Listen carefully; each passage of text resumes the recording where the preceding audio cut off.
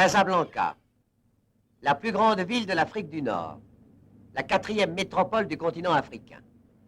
Le singulier destin de cette ville champignon, surgie en 40 ans d'une terre à peine défrichée, m'avait paru un bon sujet de film.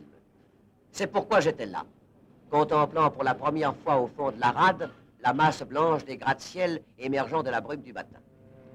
Avant de commencer mes prises de vue, j'avais décidé de faire un voyage de reconnaissance. Regarder autour de moi, observer les rues et les gens, interroger ceux qui ont été les témoins de la prodigieuse croissance de Casablanca, tel était le programme que je m'étais tracé.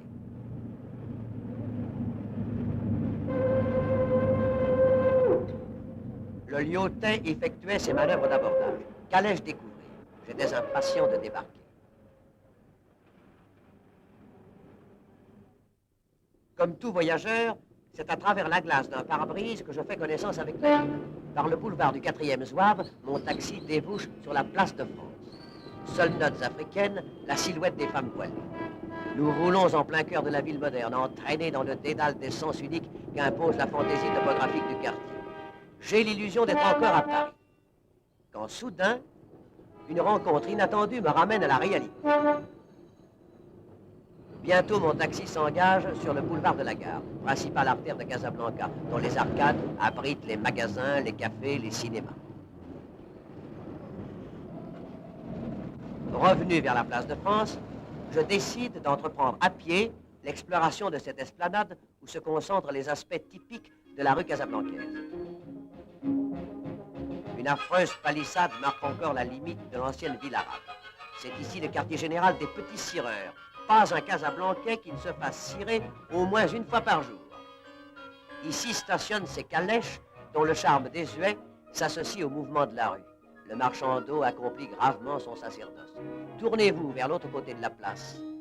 Une animation constante règne autour de la gare routière d'où les cars partent à chaque heure du jour dans toutes les directions du Maroc. Non loin de là, l'inventaire d'un marchand de journaux. Voyons ce que lisent les Casablancais. Quotidien français du matin, journaux marocains qui, naturellement, se lisent de droite à gauche et s'ouvrent à l'envers.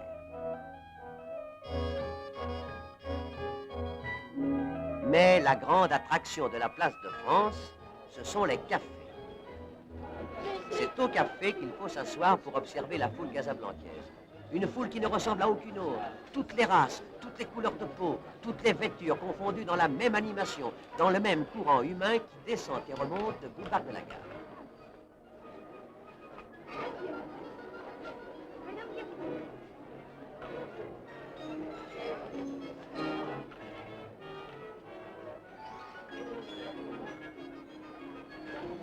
Je continuais ma promenade en flânant devant les boutiques, admirant le luxe et la diversité des étalages. Supputant devant les innombrables magasins d'armoires frigorifiques et de machines à laver, la prospérité de cette ville jeune éprise de confort matériel. Ville où les audaces architecturales affrontent les échantillons de tous les styles qui se sont succédés depuis 1914.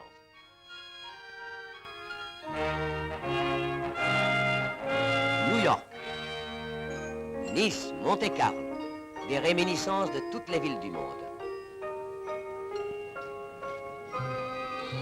Et l'on pourrait parfois se sentir transporté dans quelques coins de la cité de Londres.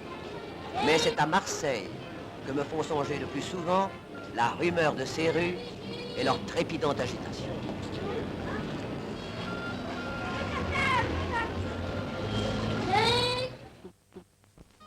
Ma première lettre ne contenait que des impressions superficielles, décousues. J'éprouvais le besoin de pénétrer plus intimement la vie casablancaise. Apercevant un petit marché, je m'approchais des éventaires des marchands cheleux. Un vrai coin de Provence, ce marché, avec ses fleurs, ses fruits, ses légumes, ceux-là même qui poussent dans le midi de la France. Et ces ménagères avec leurs cabas, le type même de ces petits bourgeois français qui constituent la masse de la population européenne de la ville. 160 000 personnes, dont un bon nombre de méridionaux qui restent fidèles à leur divertissement favori. Que font-ils dans la vie, ces Casablancais moyens? Commerçants, ouvriers, fonctionnaires? Et ceux-là, qu'étaient-ils? Des gars de Schnorr?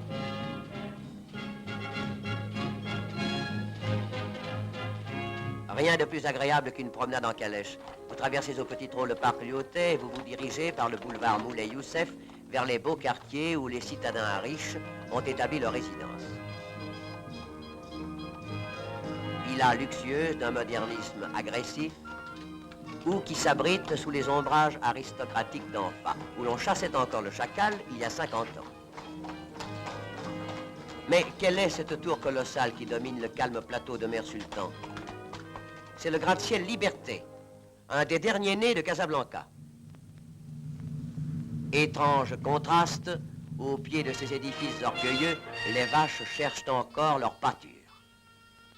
C'est par là que j'ai découvert les vestiges d'un cimetière musulman où Hamlet eût aimé méditer. Et ce marabout qui tient encore tête à la poussée de la vie moderne. Comment dégager le caractère de Casablanca à travers ses aspects contradictoires? Comment comprendre le phénomène de son extraordinaire croissance? J'y songeais qu'en passant devant la tour de l'hôtel de ville, j'aperçus la statue de Lyautey.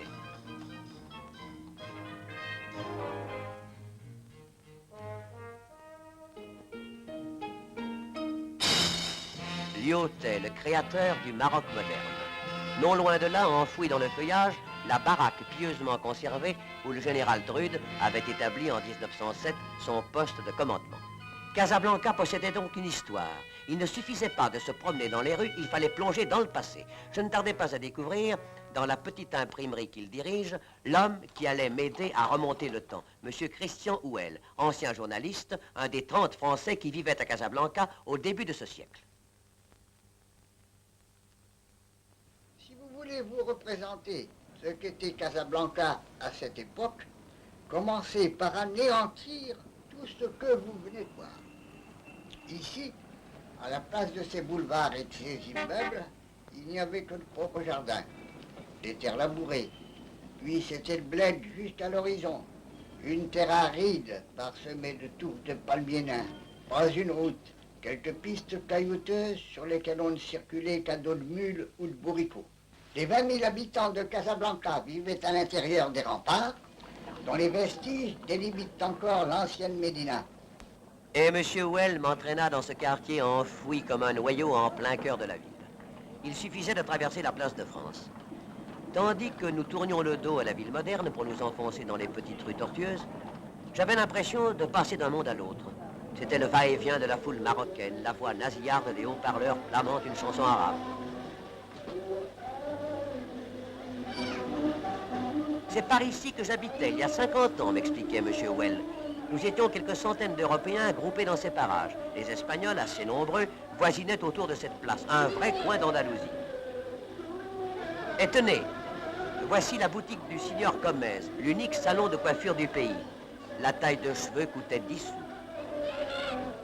Nous arrivions à la porte de la marine. En ce temps-là, la mer baignait le seuil de cette porte. C'est là, sous ces remparts, que j'ai vu débarquer le premier détachement français. 60 hommes, sous le commandement du lieutenant Ballande. Les marins du Galilée escaladent la pente qui menait à cette porte. Au moment où Ballande s'apprête à franchir le seuil, les portes se referment. Ballande met son pied entre les vantaux et repousse la porte. À cet instant, un coup de fusil. Il reçoit une balle dans la main. Son épée tombe. Il la ramasse et se retourne envers ses soldats. En avant, à la baïonnette! Tout en me rappelant l'origine des incidents qui avaient provoqué en 1907 l'intervention de la France, mon compagnon me conduisit chez un vieux photographe de ses habits, M. Schell.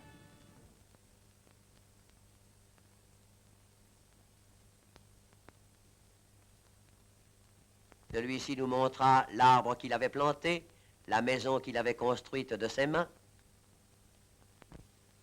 et s'en alla chercher des documents qui allaient nous permettre d'évoquer la vie de Casablanca au début de la présence française. Des photos, des journaux, et même de vieux films muets.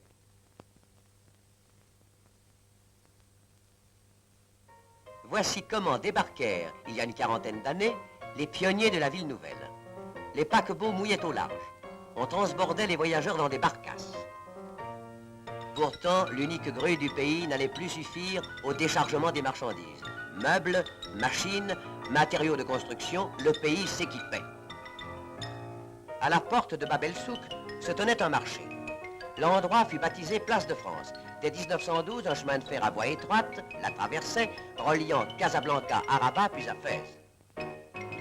Les premières automobiles faisaient leur apparition. On envoyait des cartes postales aux amis de France.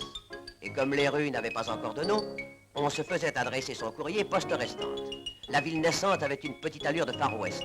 On y fréquentait beaucoup le café-concert, l'Eldorado, l'Olympia, le seul établissement de Casablanca éclairé à l'électricité, annonçait la vigie marocaine qui, dès sa parution, en 1908, se couvrait de publicité. Le commerce prospérait, les entreprises se multipliaient.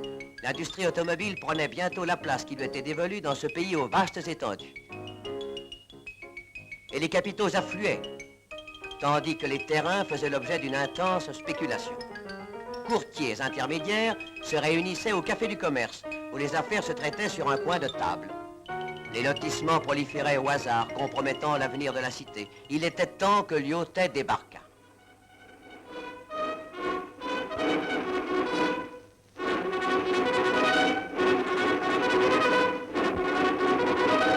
Le 13 mai 1912, le général Lyautey arrive à Casablanca. Il vient de signer le traité de protectorat, d'installer sur le trône le sultan Moulay Youssef, père du souverain actuel. Ni la pacification du pays, ni la guerre qui 2 ans plus tard éclate en Europe ne l'empêcheront de réaliser la tâche constructive qu'il s'est assignée. Dès son arrivée, il fait établir un plan d'urbanisme. Sous son impulsion, Casablanca commence à prendre son aspect de grande métropole.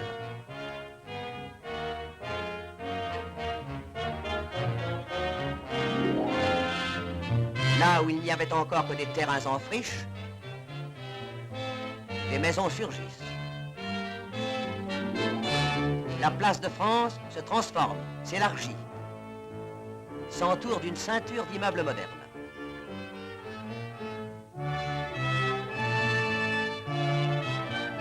L'hôtel de ville, le palais de justice, s'édifie autour de la place administrative.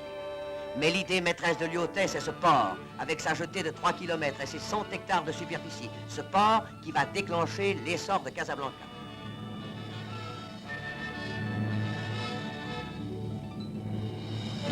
Quand j'ai conçu ce port, tout le monde a dit « Lyautey voit trop grand, il est fou ». Moi je pensais, ce pays-ci est un grand pays. Un grand pays dont les immenses ressources étaient encore à peine soupçonnées. Pour comprendre la pensée de Lyautey, il faut se rappeler ce qu'était le Maroc au début de ce siècle. Un pays replié sur lui-même, figé dans une civilisation féodale qui avait brillé de tout son éclat à la grande époque de l'islam. Je me trouvais en face de M. Paul Guillemet, ami et collaborateur de Lyautey. Un de ces Français qui, par leur clairvoyance, leur connaissance du pays et de sa langue, ont été les vrais artisans de la collaboration franco-marocaine. Ces antiques traditions, ces côtes inhospitalières, avaient longtemps tenu le Maroc à l'écart des influences occidentales. Pour le rattacher au monde moderne, il fallait d'abord lui ouvrir une porte sur l'Atlantique.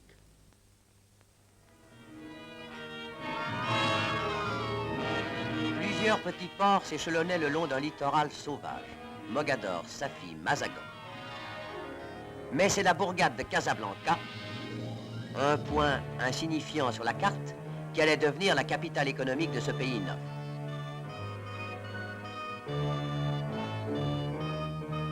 La situation géographique de Casablanca devait en faire un des carrefours de l'Atlantique Nord.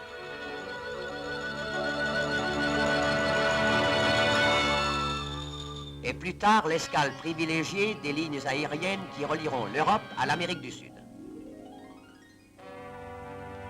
À égale distance de Fès et de Marrakech, Casablanca sera le nœud des voies de communications intérieures, le pôle de la vie économique du pays.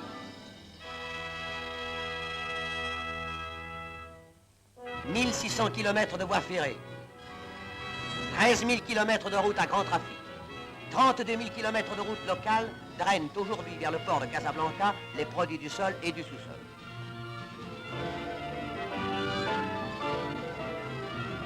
Et d'abord, cette grande richesse du Maroc, les phosphates. Extraits des gisements de Kouriga et de Louis Gentil, 4,5 millions de tonnes de phosphate sont embarquées chaque année sur des centaines de cargos battant pavillon de toutes les nations.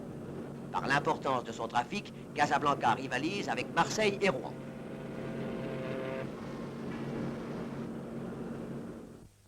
Minerais de manganèse, minerais de plomb, de zinc, de cobalt, minerais de fer. Le Maroc exporte les produits d'un sous-sol qui fournit aussi du charbon et du pétrole. De gigantesques silos permettent d'entreposer les céréales. Pays de grande culture, le Maroc expédie à l'Europe son orge et ses légumes secs, ses oranges, ses clémentines, ses tomates fraîches, ses conserves. Mais déjà, le port est trop petit. Il faut l'agrandir.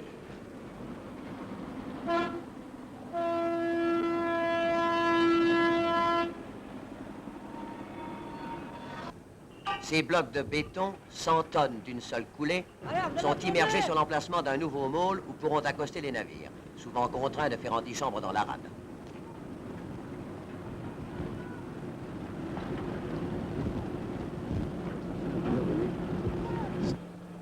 L'ancien petit port est maintenant réservé au trafic de la pêche, une des grandes activités marocaines.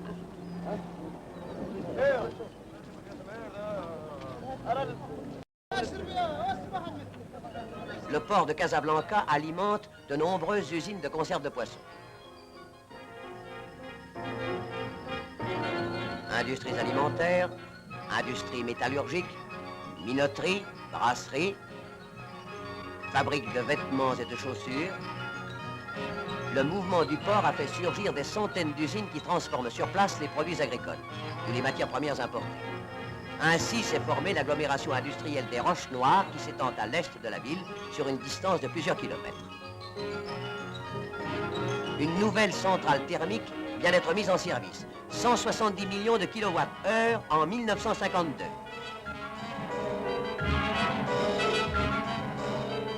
Et les 320 000 tonnes de ciment produits par l'industrie locale ne suffisent plus aux besoins d'un pays dont l'essor économique se traduit par cet impératif « construire ». Depuis 40 ans, Casablanca n'a pas cessé d'être un chantier. Vaste stade, usine gigantesque. Le béton qui coule sans cesse façonne et modifie les traits de la cité qui vient de lancer dans l'espace la voûte de son palais de la foire. Une seule portée de 90 mètres. Construire, parce que la population augmente de jour en jour. Parce qu'il n'y a jamais assez de maisons, d'entrepôts, d'ateliers. Au centre même de la ville, chaque jour, un nouveau chantier s'ouvre. Chaque jour, un immeuble s'achève.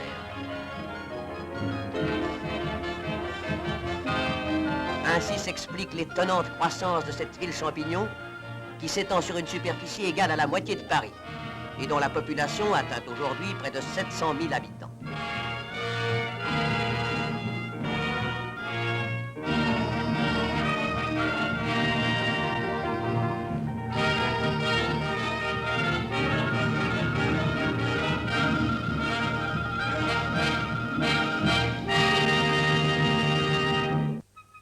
Le sang de Casablanca, c'est son commerce. Toute la population participe à cette activité qui la fait vivre. Dès le lever du jour, les alentours de l'avenue du Général Drude, quartier du commerce de gros, s'animent. C'est ici le fief du commerce du thé, ce thé de Chine qui, accompagné de menthe fraîche, est la boisson nationale du Maroc. Le marché du thé est entièrement entre les mains des Marocains qui ont adopté les méthodes commerciales modernes.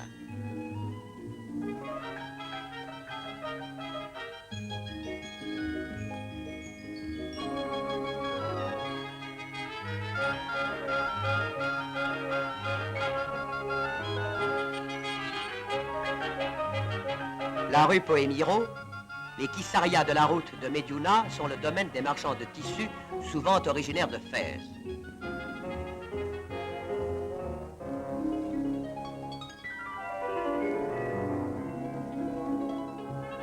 les chleux de l'anti-Atlas ont le quasi-monopole de l'épicerie, tandis que la quincaillerie est plutôt le patrimoine des Israélites.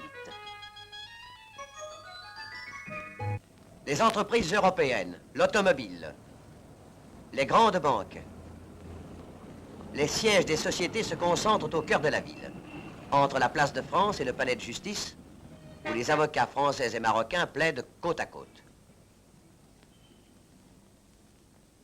Et chaque jour à midi,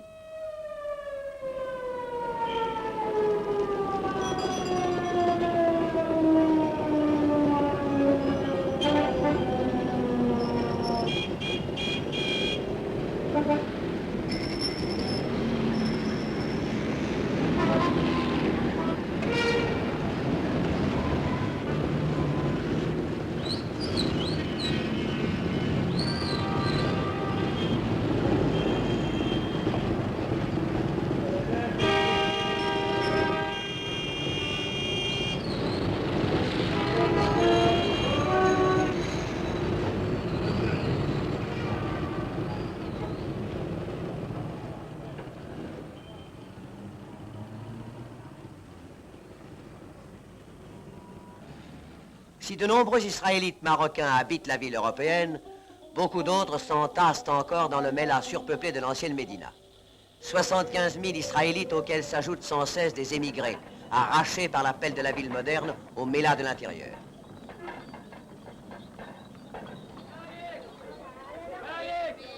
Attention, madame. Allez, attention. Allez, attention. Je ne peux pas parler.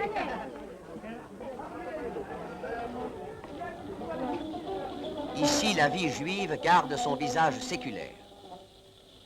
Petite synagogue où le rabbin apprend à lire aux jeunes enfants. Cours intérieures où les familles d'artisans vivent en commun, travaillent, font la cuisine sur le primitif réchaud d'argile. Cependant, la jeune génération évolue rapidement, adopte le costume, la langue, les usages de la ville française.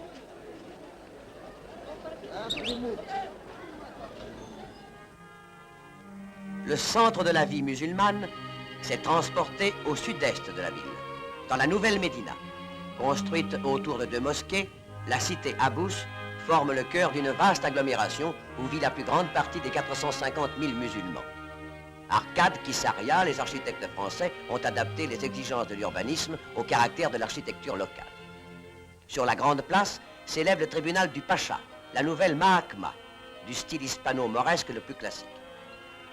La tradition religieuse de l'islam conserve ici sa simplicité et sa grandeur.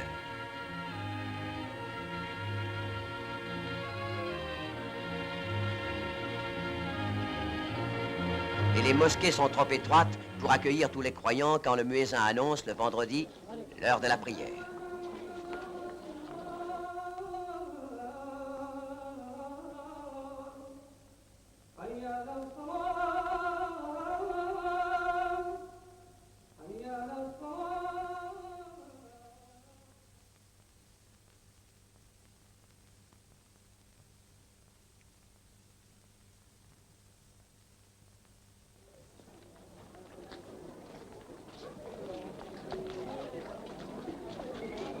Autour de la cité Abous se déploient les quartiers populaires traversés de spacieuses avenues.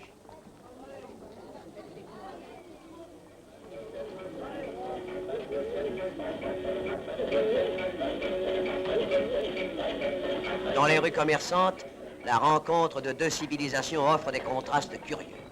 Les cinémas sont très fréquentés et les stars égyptiennes jouissent de la plus grande faveur.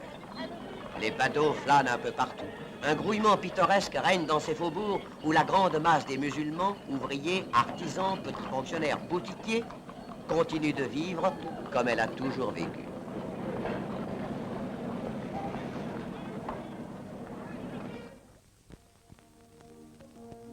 La journée terminée, le flot des travailleurs remonte vers les quartiers marocains.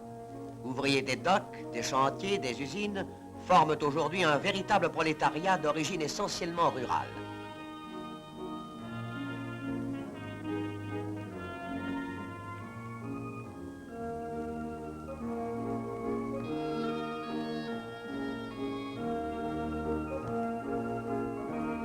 Ces émigrés de l'intérieur, berbères du Haut-Atlas ou de la vallée du Sousse, paysans des oasis du Bani et du Dra, ne trouvent pas toujours à se loger dans les médinas surpeuplés. Beaucoup ont conservé leurs habitudes nomades, ou se sont établis à la périphérie de la zone industrielle, dans des baraques de planches et de tôles, transposition de l'antique Nouala de Roseau.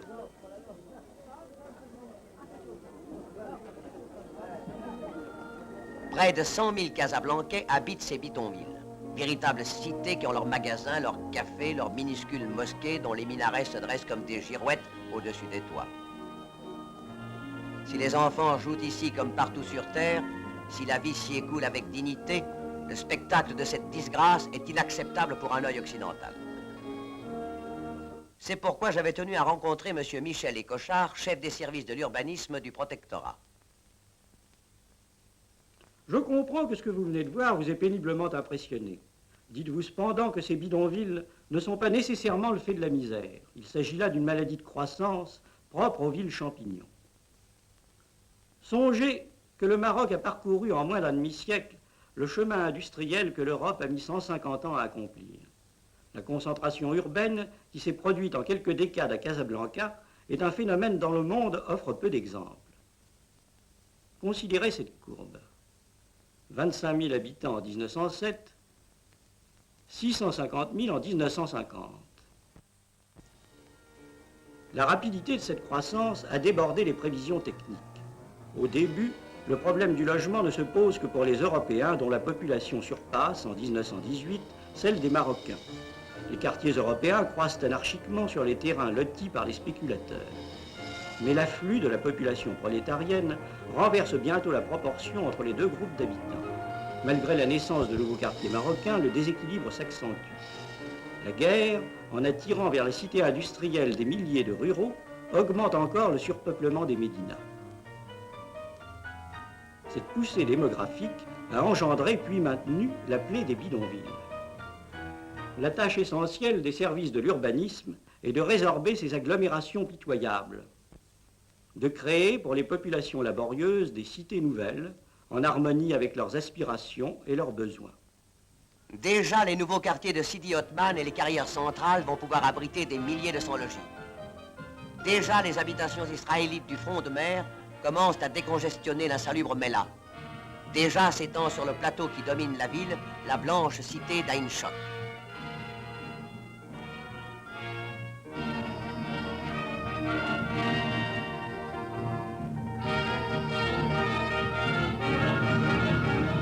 Mais ces réalisations ne sont que les prémices d'un vaste plan d'extension, d'ores et déjà mis en œuvre.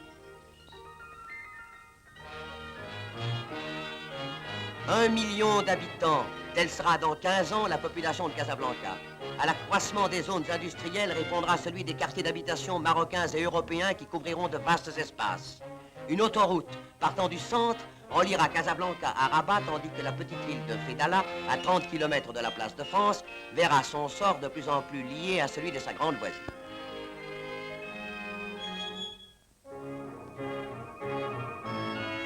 Cette ville future, j'en apercevais la préfiguration dans ce paysage naguère désert, aujourd'hui transformé par l'effort des hommes. Elle s'annonçait dans des monuments construits aux proportions de son avenir, telle cette piscine, la plus grande du monde, où les Casablancais viennent communier par milliers dans la même ferveur sportive, dans le même goût pour la vie au grand air.